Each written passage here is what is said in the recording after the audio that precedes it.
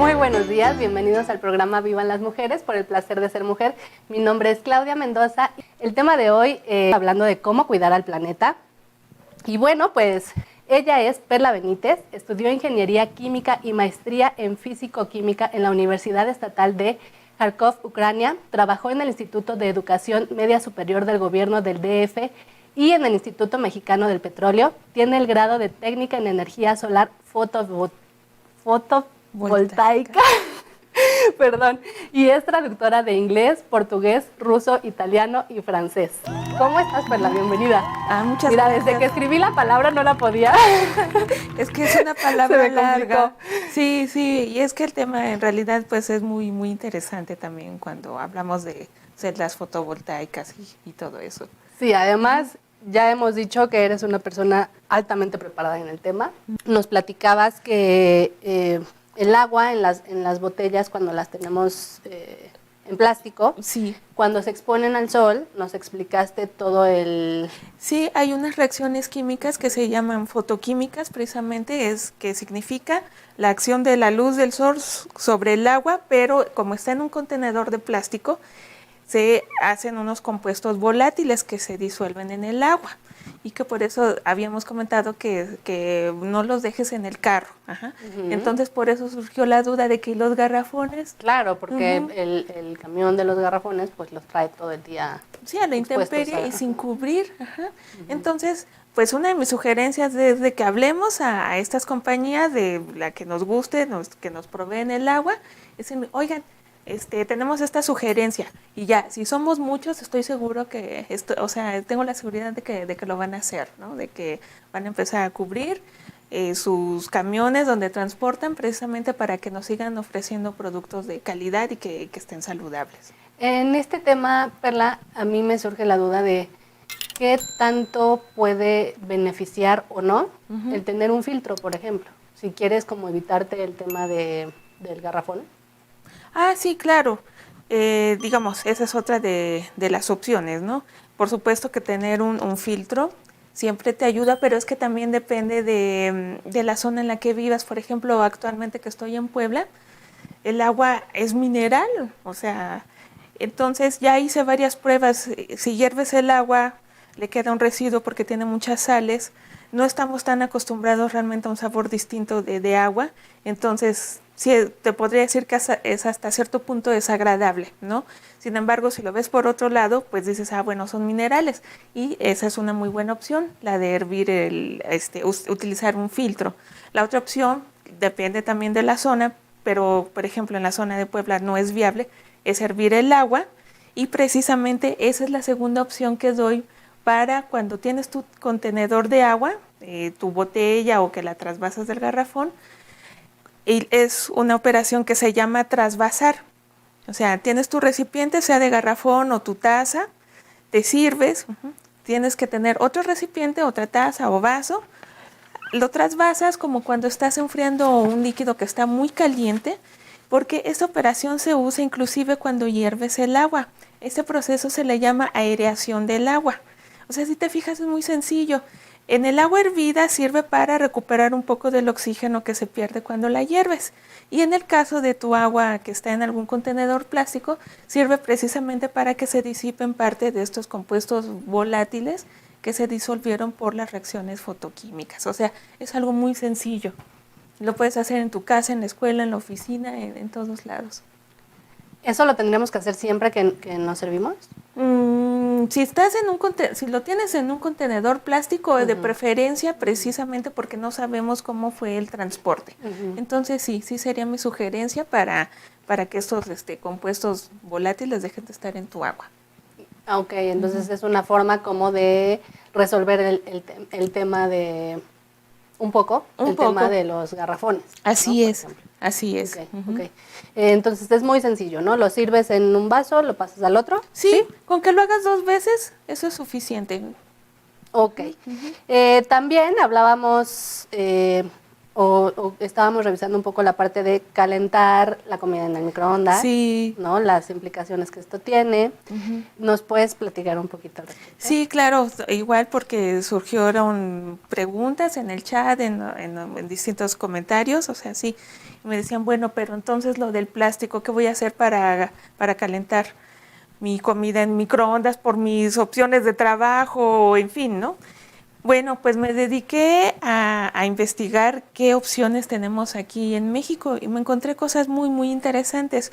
Me encontré una empresa alemana que tiene un equipo multinacional, pero a su vez ellos lo sacaron de unas investigaciones que sacaron en Tailandia. O sea, me gusta también que esta preocupación y más que nada esta ocupación, o sea, de cómo resolver esta cuestión de los envases de plástico, parece que ya está llegando a niveles realmente mundiales, o sea, el hecho de Tailandia, de Alemania y de México. Los alemanes en su equipo multinacional se basaron en de, oye, ¿tú qué tienes acá en China? ¿Tú qué tienes acá en Tailandia? O sea, sí. Y descubrieron que hay un cierto tipo de, pues, de planta que los nativos en estos distintos continentes las usan para sus alimentos. Y yo dije, bueno, ¿y qué hay en México? Y me encontré que hay una empresa que desarrolló una tecnología para elaborar recipientes que se pueden utilizar para calentar tu comida en microondas y son a base de hueso de aguacate. O sea, eso fue muy sorprendente porque normalmente pues el hueso, o sea, haces tu guacamole y desechas, ¿no? O bueno, lo puedes agregar a tu composta, como ya habíamos mencionado.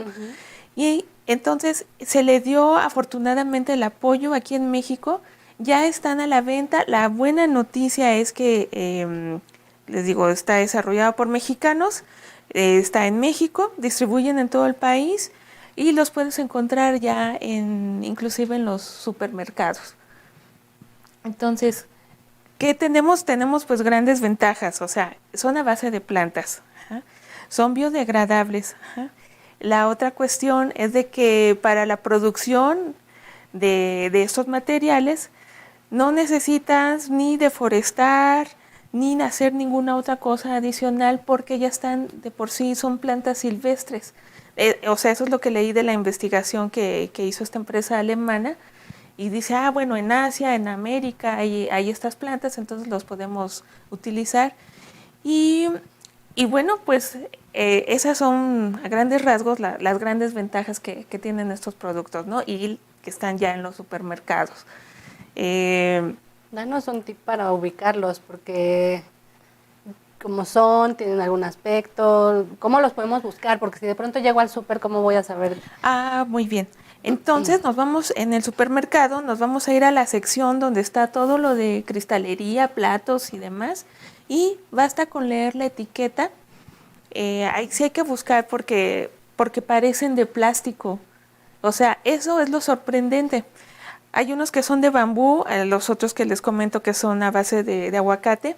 El terminado que tienen, les digo, parece de plástico, entonces es importante leer la etiqueta, así como nos están diciendo ya, lee la etiqueta para tu consumo. Para los alimentos. Sí, sí, exacto, entonces también. Y ahí dice que están hechos a base de plantas.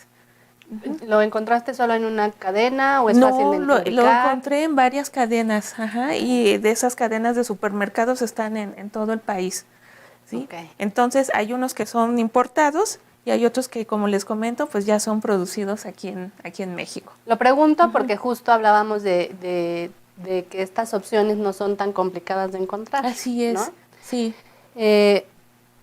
Y solo para entender un poco la parte de el precio, porque también a veces de pronto ese puede ser un tema. Sí, o sea, sabemos que todas las cosas tienen dos caras, ¿no? Como las monedas, o sea, ya les hablé de las ventajas. Yo resaltaría como desventaja, entre comillas, de que son un poco caros. Pero como les digo siempre, o sea, no lo vean como gasto, véanlo como una inversión. Es cierto, no les va a costar lo mismo que un recipiente de plástico, pero les va a durar mucho. Justo. ¿Cuánto? O sea, no es como que me sirve una o dos veces, no. Si dura, o sea, el tema de que esté hecho a base de ciertos productos, de pronto puede uno pensar en, pues cuánto me va a durar, ¿no? Sí.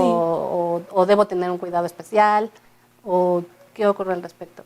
Sí, encontré dos tipos de recipientes. Uno que sí es muy bueno, pero tiene la gran desventaja de que no lo puedes reutilizar, o sea, no lo puedes lavar porque enseguida empieza precisamente su proceso de degradación. Okay. Entonces, digamos, esa es otra de las desventajas que encontré. Pero por eso les digo, lean la etiqueta. Sobre todo los que están hechos a base de bambú tienen un recubrimiento que sí les puede ayudar, o sea, tiene mayor durabilidad en comparación, por ejemplo, a los de aguacate, ¿no? Pero no quiere decir que todos los que están hechos a base de hueso de aguacate no van a durar. O sea, nuevamente, lean la etiqueta, pregunten al vendedor, llamen al proveedor y que él les termine de dar la información, pero sí, o sea, los pueden utilizar varias veces, pero sí tienen que ser cuidadosos al elegirlos, porque les digo, hay unos que con el proceso de lavarlos empiezan a degradar. Ok. Y hay de diferentes tamaños, hay opciones. Sí. Hablabas de que incluso hay popotes. Sí, y era algo también de lo que me comentaban algunos de nuestros radioescuchas. Sí, los popotes, y bueno, se dice canucci en italiano, canudo en portugués, porque es donde hicieron preguntas también, y son biodegradables, o sea, hay cubiertos, hay popotes, hay platos, hay recipientes con tapa inclusive, y prácticamente todos estos, los recipientes, o sea, platos y contenedores de alimentos, se pueden calentar, se pueden utilizar para calentar tus alimentos en microondas. Sí, esto surgió porque justo platicábamos que a veces cuando tienes que comer en la oficina, se ocupa mucho desechable en ocasiones, o que cuando pides también comida, ¿no? Sí. Dábamos opciones de, bueno, pues ten a lo mejor, o nos dabas opciones de ten tus cubiertos en la oficina, ¿no? En lugar de estar usando siempre un desechable. Sí. Y un desechable que además no es biodegradable. ¿Nos puedes explicar también, creo que nos explicaste en el programa pasado, pero si puedes brevemente explicarnos cuál es la diferencia entre el biodegradable y el desechable común? O sea, ¿por qué estamos hablando de este tema básicamente? Así es, sí. Bueno, finalmente todos los materiales en algún momento se van a reincorporar a la naturaleza. Ajá. Pero se llaman biodegradables porque muchos de ellos se van a incorporar, se pueden reincorporar a la naturaleza como nutrientes para las plantas, y estos son los que se llaman compostables, porque significan que son nutrientes. Los que son biodegradables quiere decir que se incorporan, aunque no necesariamente implican que sean nutrientes para las plantas. Pero bueno, se incorporan y vuelven a formar parte de la composición del suelo. Y el problema que tenemos con la cuestión de los plásticos, y en particular con el poliestireno, el que conocemos como unicel, o sea, vamos a comparar entre un producto biodegradable o degradable, su tiempo de degradación puede ser de 24 a 240 días. En cambio, el poliestireno llega a tener una vida, o sea, de persistir entre 400 y 1500 años. O sea, imagínate, toda una edad media, más de medio milenio y medio. ¿Y cuál es la implicación? O sea, sí. Pues que lo que comentábamos, que son altamente tóxicos, y que los residuos, o sea, contaminan la tierra, contaminan el aire, contaminan nuestros alimentos, contaminan el mar. Los animales marinos lo ingieren y finalmente genera basura. Sí, y finalmente también nosotros lo ingerimos. Sí, o sea, como les comentaba la vez anterior, ya empiezan a haber estudios de que ya en humanos estamos teniendo residuos de plástico por los alimentos que consumimos. Y el cuerpo pues no está preparado genética ni biológicamente para degradar el plástico. O sea, todavía no. Entonces es que tenemos muy buenas opciones de empezar a utilizar estos materiales biodegradables, y sobre todo aquí en México tenemos un antecedente muy bueno, porque utilizamos los michotes, utilizamos los tamales que se envuelven en hoja de maíz. O sea, si se fijan, lo que hicieron los alemanes es retomar esa información ancestral que ya teníamos, como lo documentaron lo de Asia o lo de América, y bueno, pues entonces parece que simplemente estamos regresando, o sea, a ese conocimiento ancestral, y se están dando cuenta de la importancia que tiene, y pues que o sea, ayuda a evitar y reducir la basura, y evitamos la contaminación de nuestro planeta, y saben mucho más ricos nuestros alimentos también. Es que a veces es regresar a lo básico, ¿no? Así es, sí. A veces eso es lo más saludable, quizás. Sí, sí, sí. Sí, porque de hecho ya eso podría ser otro tema también de toda esa cuestión térmica, o sea, los cambios de temperatura, y descubrieron que el adobe es de lo mejor, pero te digo, eso fue ya también otro tema muy, muy interesante, ¿no? Del que se podría hablar más adelante, pero sí, regresar a lo esencial, lo básico. Las plantas, ahí están, nos brindan alimentos y nos brindan también contenedores para nuestros alimentos. Sí. Ok. Y bueno, siguiendo un poco también con este tema, hablabas de algunas acciones para disminuir la huella de dióxido de carbono, ¿no? Que aquí, ¿por dónde empezamos? Sí, eso está muy relacionado con la cuestión de los plásticos. O sea, sí. Entonces, esto también fue otra duda que surgió en los comentarios. Dice, bueno, ¿qué puedo hacer? Pero vamos a empezar por definir qué es la huella de dióxido de carbono. Me encontré una información muy interesante de la CEPAL, que es la Comisión Económica para América Latina. Y bueno, en palabras básicas se refiere a todo el proceso de transformación desde cómo obtienes tu materia prima, el proceso de elaboración, transformación, hasta que obtienes un producto terminado, que tú vas y lo adquieres. Entonces, durante todo ese proceso hay emisiones de dióxido de carbono. O sea, ¿por qué? Porque pues pasa por la cuestión de que tienes, cómo obtienes la materia prima, o sea, cómo la sacas, cómo la industrializas, en qué la vas a convertir, y ahí es donde viene lo del petróleo, lo de las hidroeléctricas, porque pues se necesita combustible para transformar, o sea, para alimentar las fábricas, etcétera, ¿no? Entonces, ¿cómo podemos contribuir nosotros a disminuir esa huella de carbono? Pues empieza, o sea, tenemos nuevamente acciones bien sencillas. Una tiene que ver con tus focos, o sea, los electrodomésticos que tengas en casa. De verdad, cuando salgas de la habitación, apaga la luz. Hay muchas cosas que no necesitas dejar conectados, o sea, ni tu celular, ni tu computadora, o sea, los puedes desconectar. Microondas, no pasa nada, o sea, al día siguiente, si porque tiene el reloj o algo, bueno, ponlo al día siguiente, ¿no?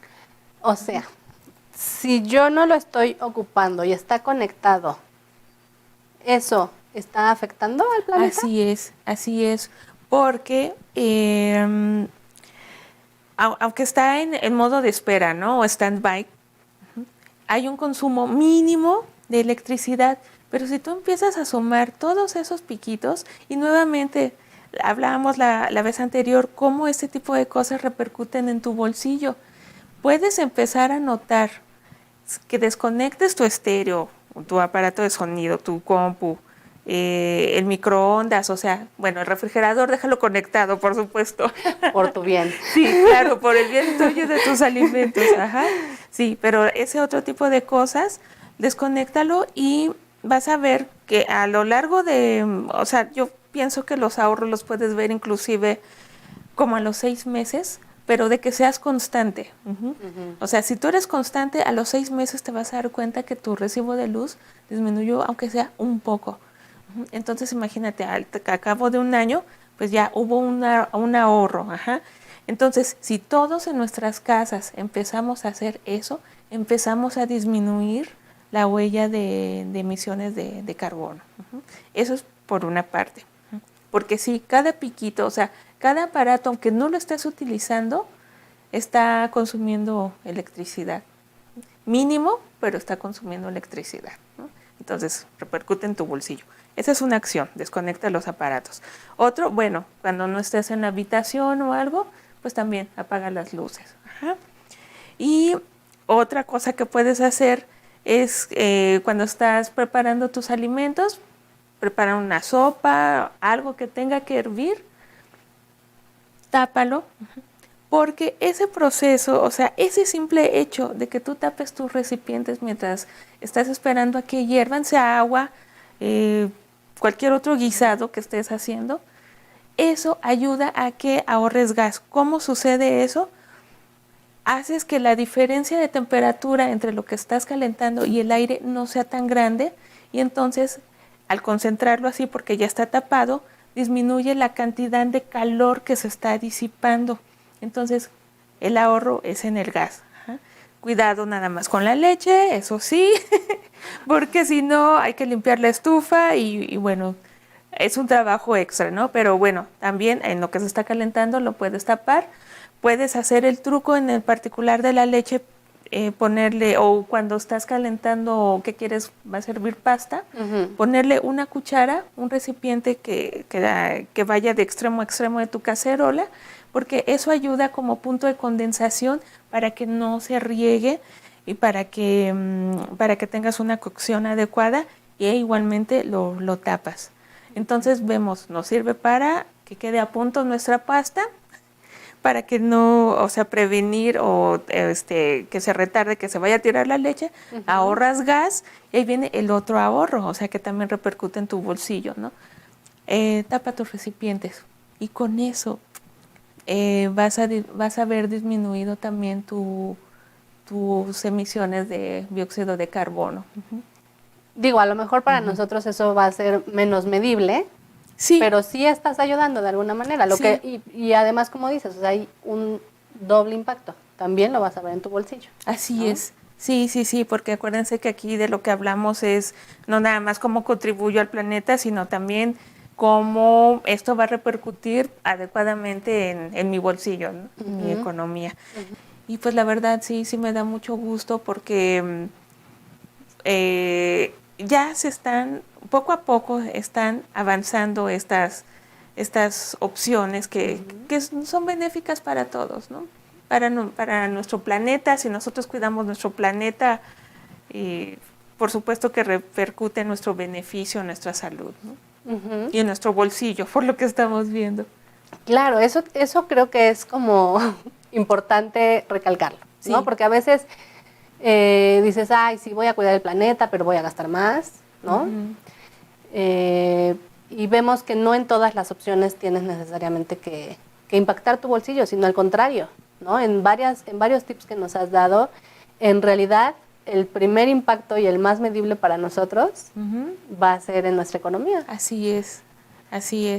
Entonces, pues son acciones sencillas, como ya lo vimos, a nuestro alcance, en cualquier lugar en el que nos encontremos, son fáciles de hacer. ¿Cómo podemos ir ayudando desde nuestra trinchera, Perla, para ir haciendo conscientes también a otras personas? Bueno, regresamos de todo lo que nos has platicado. Sí, claro. Regresamos a esta cuestión, es la formación sobre todo en los niños y en los jóvenes. Ajá. Uno, bueno, ya en su trayectoria de vida es que va adquiriendo esta información, estos hábitos. Entonces ahora es forjar a estas generaciones, decirles, o sea, la importancia de cuidar el planeta, cómo repercute, y poco a poco hábitos, o sea, sí.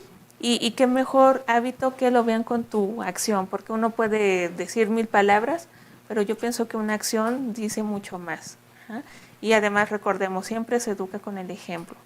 Entonces, eso es algo de lo básico, o sea, que vean cómo separo mi basura, que vean qué es lo que hago para lo de las botellas de agua, o sea, tapar mis recipientes en la estufa, o sea, acciones muy sencillas y que se forme ese hábito. porque también la otra cuestión que tenía, que surgió la inquietud, dice, bueno, y en los lugares apartados donde no hay esta tecnología, pero yo pienso que ahí es mucho más sencillo, porque precisamente están más en contacto con la naturaleza, ellos aprenden a leer la naturaleza y por este contacto pues también saben de que si te sirven tu comida en una hoja de alguna planta, hay muchas plantas que se pueden utilizar, digamos, como plato.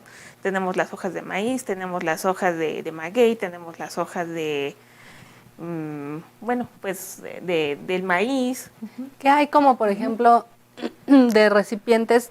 Ahorita en lo que mencionabas esto, Sí. se me ocurre, pero recipientes que a lo mejor no sean desechables, ¿no? Que cuando hablamos de lugares que están un poco más alejados, pues a lo mejor no ocupan como esta parte de los desechables, Así ¿no? es. O sea, a lo mejor y ocupan otro tipo de producto como el barro. Pues también sería como algo viable, incluso para nosotros. Sí, sí sería viable, porque, bueno, estaba haciendo pruebas también en el microondas con un jarrito, con un plato de barro. Y yo dije, ¿Qué ocurre, eh? Ajá, dije, ¿será que lo puedo meter en microondas? Ajá. La verdad sí tenía yo cierto temor, porque yo dije, bueno, hay unos materiales que no Que resisten. se estrellan, ajá. Sí, y sí, metí el jarrito, no le pasó nada, salió bien, ni una cuarteadura. Lo que sí les comento es que tiene una capa de barniz, o sea, está barnizado. Entonces, es con lo que yo hice pruebas. No tenía yo a la mano un jarrito que no estuviera barnizado. Lo mismo el plato que metí de barro, igual barnizado, y no se cuarteó, no pasó absolutamente nada. Entonces, igual eso puede ser también una opción muy, muy viable, mucho más económica que estos otros materiales, o sea, estos otros recipientes hechos a base de plantas, pero se fijan, o sea, es regresar a lo básico, a lo natural, a lo que la misma tierra nos da, y ni se descompuso en microondas, o sea, todo resultó perfecto. El barro también es térmico y así es que va a mantener durante más tiempo tus alimentos también calientitos. Les digo, yo hice la prueba con recipientes de barro barnizados. No he hecho la prueba todavía con recipientes de barro sin barnizar, pero bueno, voy a hacer el experimento y después les comento porque son opciones. Ok, sí, porque creo que en realidad donde a lo mejor generamos más desechos, quizás sea la ciudad, ¿no? Porque si estamos hablando de regresar a lo básico, pues seguramente en lugares que están más alejados tienen acceso a cosas mucho más naturales. Sí, no hay esta generación de basura tan grande como sucede en las ciudades, ¿no? Pero podemos hacer nuestra prueba con nuestro plato de barro, nuestro jarrito. Sí, creo que en realidad ese sería un buen ejercicio, ¿no? Sí. Porque lo has mencionado y a lo mejor nos estamos quebrando la cabeza buscando muchas opciones, ¿no? Que pueden a veces ser un poco menos económicas. Así es. Pero cuando me dices regresar a lo básico, pues es sencillo, ¿no? A lo mejor sí, no es desechable, pero sí es durable. Durable sí es, y es más económico, o sea, está más al alcance de tu bolsillo que estos otros recipientes más elaborados, ¿no? También biodegradables, pero más elaborados. Sí, claro, es que creo que esa idea, yo me quedaría con esa idea, ¿no? Regresar a lo básico, regresar a lo natural. Así ¿no? es. Probablemente creo que esa sería con lo que yo me quedo de ti el día de hoy, es justamente cómo podemos hacer que esto sea más sencillo, ¿no? Pues regresar a lo natural, a lo básico y no rompernos tanto la cabeza a veces, ¿no? Sí, así es, porque en todo lo que estuve investigando para preparar este material que les presento hoy, vi, o sea, tenemos las plantas que se utilizan para el aseo, para bañarse, para lavar los platos, o sea, unas son como fibras, otros son como que se pueden usar para detergentes, o sea, pero son plantas, inclusive para lavar los pisos. Entonces dije, bueno, pues sí, hay muchas cosas que realmente están a nuestro alcance. Y nuevamente no es de que vamos a deforestar campos o para sembrarlos, o sea, no, ahí están. Tampoco se trata de que se haga una sobreexplotación de eso porque son plantas silvestres, o sea, realmente hay muchas ventajas y que en la ciudad las hemos relegado un poco muchas veces por desconocimiento, ¿no? Perla, pues muchísimas gracias. Nos tenemos que ir. Mi nombre es Claudia Mendoza. Esto fue Vivan las Mujeres por el placer de ser mujer y nos escuchamos en la siguiente emisión. Que tengas un fabuloso martes. Bye bye. Hasta luego. Mua.